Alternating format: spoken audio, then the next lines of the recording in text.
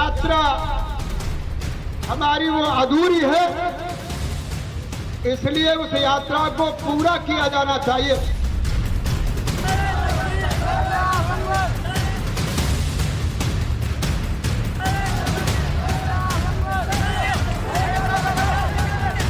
नूह दंगे के 13 दिन बाद यानी 13 अगस्त को बहुत बड़ा ऐलान हुआ है।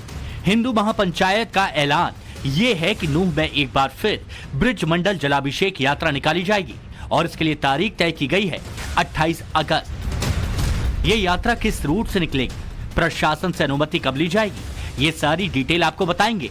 मगर पहले ये जान लीजिए कि हरियाणा के जिस नूह में 31 जुलाई को सांप्रदायिक दंगा हुआ, उस नूह में फिर ये यात्रा निकालने के पीछे महापंचायत ने क्या दलील दी।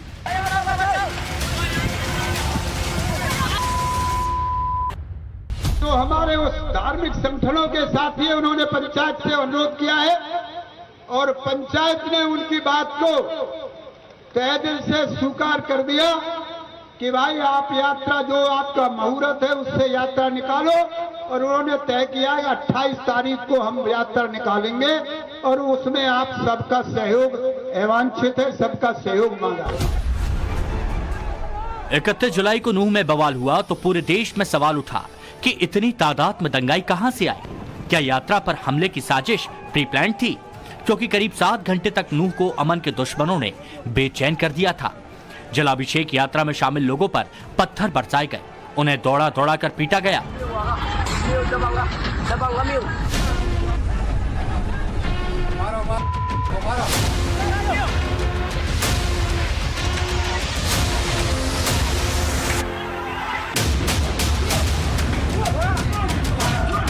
गाड़ियों को फूंक दिया गया, हिंदू बस्तियों को टारगेट किया गया। नल्लड़ महादेव मंदिर भी दंगाइयों से बच नहीं सका। आरोप है कि मंदिर के ठीक पीछे अरावली पहाड़ी पर दंगाइयों ने डेरा जमा लिया था और फिर वहां से पथराव किया गया। बताया जाता है कि यात्रा नूह के नल्हड़ मंदिर से शुरू हुई थी, जो कि माता मनसा देवी मंदिर से होते हुए फिरोजपुर झिरका पहुंचनी थी और इसके बाद इसका समापन पुनहाना के सिंगार गांव में होना था। मगर इसे कुछ किलोमीटर के बाद नूह के नंदगांव के पास ही रोक दिया गया था। इस बार लगभग यही रूट होने के कयास लगाए जा रहे हैं। हालांकि इसके लिए प्रशासन का इंतजार है। यात्रा का रूट क्या रहेगा? वही नलेश्वर मंदिर से निकलेगी यात्रा या किसी और रूट पर जाएगी? ये काम जो हमारे धार्मिक जो संगठन है ना, ये रूट कहाँ होगा, कहाँ से निकलेगी, परमिशन कब अप्लाई करेंगे, सरकार परमिशन देगी या नहीं देगी, ये काम उनका है, हमारा नहीं। आप समर्थक हैं? आप समर्थक हैं? नहीं, देखिए, हम सामाजिक समता के आदमी हैं। हम ये चाहते हैं कि कहीं भी किसी प्रकार, किसी वर्ग में, किसी धर्म में हिंसा नहीं होनी चाहिए। हम तो हिंसा के विरोध में रहते हैं। 28 तारीख को यानी इस श्रावण के अधिमास के अंतिम सोमवार को विश्व हिंदू परिषद सर्व समाज के साथ मिलकर के उस यात्रा का सहयोगी बनेगा। हम समाज के साथ खड़े हैं। हमारा संकल्प है कि जो समाज निर्णय लेगा, हम उस निर्णय के साथ में कृत संकल्प होकर के काम करेंगे।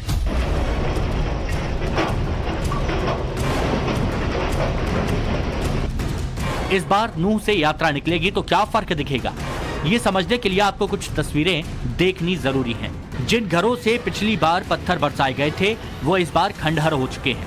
माना जा रहा है कि जिन बस्तियों में बुलडोजर दौड़ा वो भी इस यात्रा के रूट में शामिल हो सकते हैं।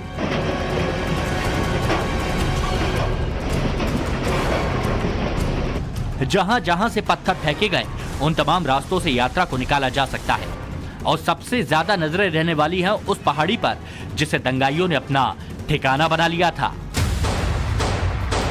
ये पहाड़ों पर बैठे भाई फायरिंग कर रहे थे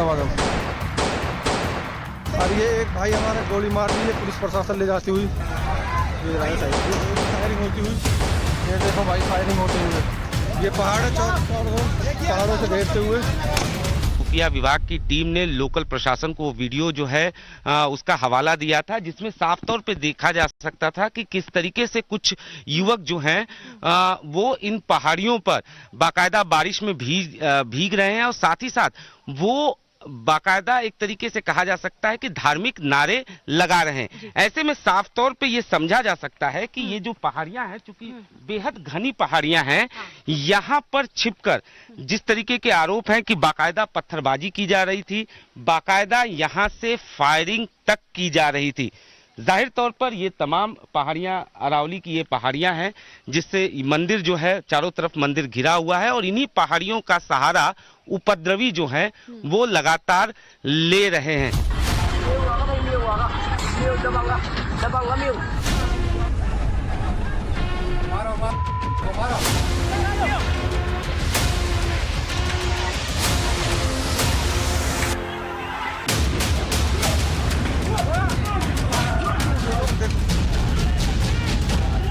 सवाल ये है कि जो तस्वीर 31 जुलाई को दिखी थी, क्या गारंटी है कि वो भविष्य में फिर कभी रिपीट नहीं होगी? क्योंकि महापंचायत ने जिन मुद्दों को उठाया है उनमें गंभीर आरोप है, संगीन सवाल हैं। इसीलिए नूह दंगों की एनआईए से जांच कराने की मांग की गई है। नूह में बसे रोहिंग्याओं को जिले से बाहर करने को कहा गया है। इलाके में अर्धसैनिक बलों की तैनाती की मांग रखी गई है। नूह जिले और आसपास के गांवों के लोगों को आर्म्स लाइसेंस देने की अपील की गई है।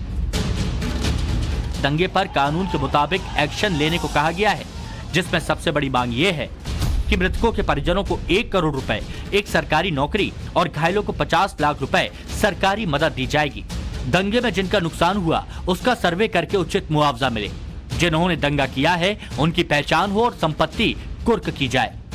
बड़ी महापंचायत का आयोजन किया गया। ये आयोजन 52 पाल 36 बिरादरियों ने मिलकर किया। इसको महापंचायत का नाम दिया गया और बोला गया कि सर्व जातीय ये महापंचायत की जा रही है। नूह हिंसा को लेकर इस महापंचायत में कई फैसले हुए हैं। बताया गया है कि नूह में जितने भी लोग मरे थे उनको 1-1 करोड़ का मुआवजा दिया जाए। इस पूरी जो नूह हिंसा हुई उसकी जांच एनआईए से करवाई जाए। ये आप देखेंगे जिस तरह से दंगा हुआ है, ऐसा कई जगह पे हुआ है, कई तरीके इसी तरह से कुछ डिजाइनिंग की गई है।